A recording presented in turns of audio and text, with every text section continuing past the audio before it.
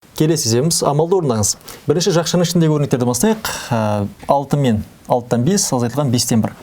15, 60, 6, 5, 12. Барлығын бірден не ортақ бөлім 60-қа келтіруімізге болады. 60-қа келтіру үшін 15-ті көбейтеміз 4-ке. Одан кейін 60-ті көбейтеміз 1-ге. 6-ны көбейтеміз 10-ға. 5-ті көбейтеміз 12-ге. Және 12-ні көбейтеміз 5-ке. Сонда барлығы бөлімі 60. Жоғарыда 4 пен 7-ні көбейсек 28.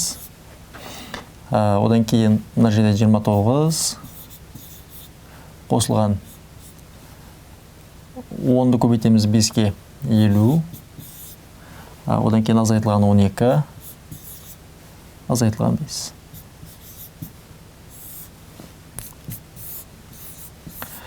Алпыстан. Енді осы өрнекті жазайық. 28 бен 29-ды көбейтейік. 48, 57. 57-ге 50-ді қоссақ 107. 107-тен 12-ні азайтайық. 95, 95-тен 5 алсақ 90. 10-ға қысқартсақ 9 бөлінген 6.